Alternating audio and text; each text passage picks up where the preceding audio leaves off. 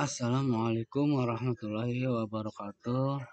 Anak-anakku sekalian, sampai berjumpa kembali pada pelajaran kali ini, yaitu pendidikan Pancasila dan kewarganegaraan. Anak-anakku sekalian yang dirahmati oleh Allah Subhanahu wa taala, materi hari ini yaitu bab 1, ya, perwujudan Pancasila sebagai dasar negara dan pandangan hidup bangsa. A. Penerapan Pancasila dari masa ke masa, dan B. Dinamika nilai-nilai Pancasila sesuai dengan perkembangan zaman.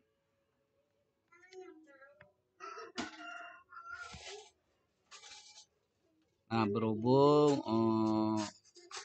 minggu yang lalu materi yang pertama sudah disampaikan, yaitu perwujudan Pancasila, penerapan Pancasila dari masa ke masa. Nah, materi yang sekarang adalah dinamika nilai-nilai Pancasila sesuai dengan perkembangan zaman. Nah, Pancasila adalah ideologi dasar bagi negara Indonesia. Nama Pancasila terdiri atas dua kata yang berasal dari Sanskerta, yaitu Panca artinya 5 dan Sila artinya prinsip atau asas. Pancasila merupakan rumusan dan pedoman kehidupan berbangsa dan bernegara bagi seluruh rakyat Indonesia.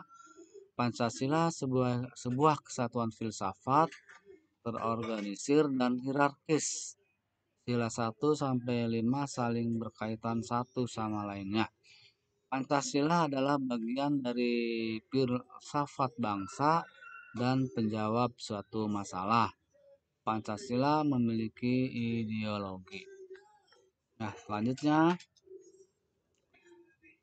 apa sih itu ideologi? Ideologi adalah suatu pandangan atau sistem nilai yang menyeluruh dan mendalam tentang bagaimana cara yang sebaiknya dilakukan, yaitu secara moral dianggap benar dan adil, mengatur tingkah laku bersama dalam berbagai segi kehidupan. Itu yang dinamakan dengan ideologi.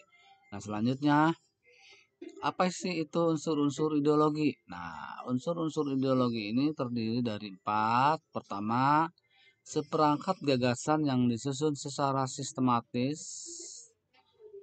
berurut, ya, berurutan, sistematis. Kemudian yang kedua adalah pedoman tentang cara hidup. Ketiga, tatanan yang hendak dituju oleh suatu kelompok. Dan yang keempat, dipegang teguh oleh kelompok yang meyakininya. Itu adalah unsur-unsur ideologi. Nah, selanjutnya, tipe-tipe ideologi. Tipe-tipe ideologi ada 4. Pertama, ideologi konservatif. Yang kedua, kontra ideologi. Yang ketiga, ideologi reformis. Dan yang keempat adalah ideologi revolusioner. Selanjutnya, ideologi konservatif yaitu ideologi yang memelihara keadaan yang ada atau yang dinamakan dengan status quo. Jadi yang udah ada itu dipelihara. Kemudian yang kedua adalah kontra ideologi, yaitu ideologi yang artinya bertentangan biasanya, ya. Apa sih itu kontra ideologi? Melegitimasikan penyimpangan yang ada dalam masyarakat sebagai sesuatu yang dianggap baik. Yang ketiga adalah ideologi reformis, yaitu berkehendak untuk mengubah keadaan. Yang keempat adalah ideologi revolusioner. Apa itu ideologi revolusioner? Yaitu ideologi yang bertujuan mengubah seluruh sistem nilai masyarakat. Ini adalah ideologi yang bertentangan di negara kita, negara tercinta, yaitu negara Republik Indonesia. Selanjutnya adalah ideologi terbuka dan ideologi tertutup. Apa sih ideologi terbuka dan apa ideologi tertutup?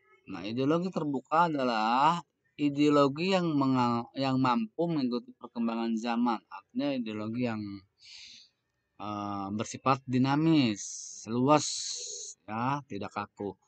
Atau merupakan suatu sistem pemikiran terbuka yang merupakan hasil konsensus dari masyarakat itu sendiri.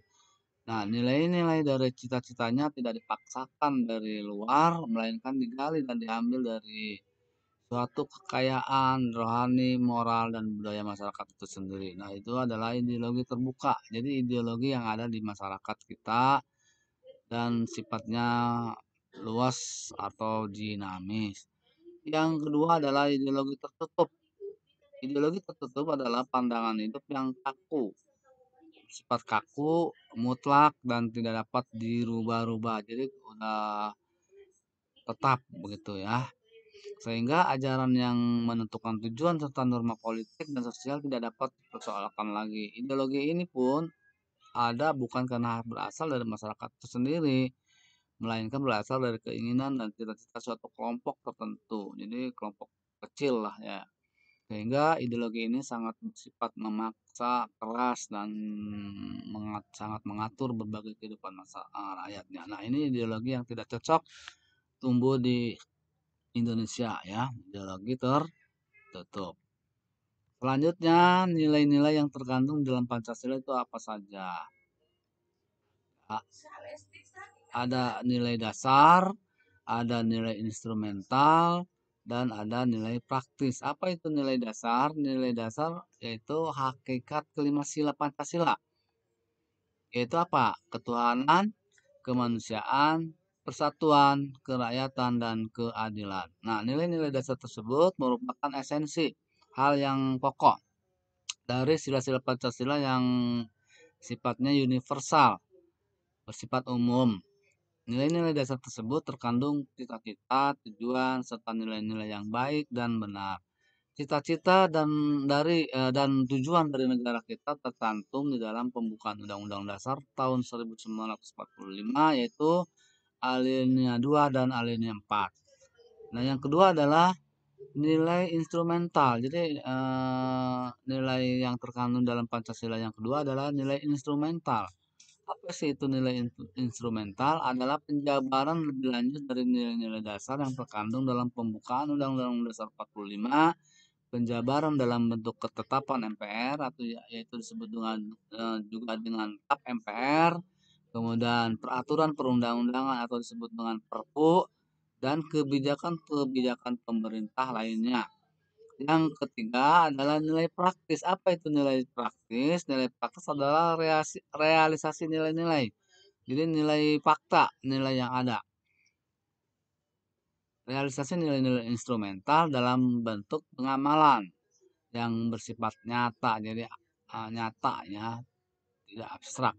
Dalam kehidupan sehari-hari, bermasyarakat, berbangsa, dan bernegara. Nah, itu adalah nilai-nilai nilai praktis, yaitu nilai realisasi yang ada di masyarakat kita. Itu nilai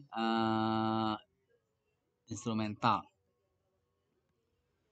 Nah, yang kesembilan, set 9 nih, Pancasila mengandung 3 dimensi. Nah, apa saja?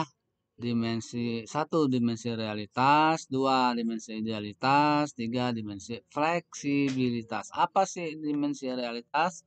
Mari kita ikuti selanjutnya. Satu, dimensi realitas bermakna bahwa nilai-nilai dasar yang dikandung oleh ideologi tersebut adalah nyata, mengakar, dan hidup di dalam masyarakat Indonesia.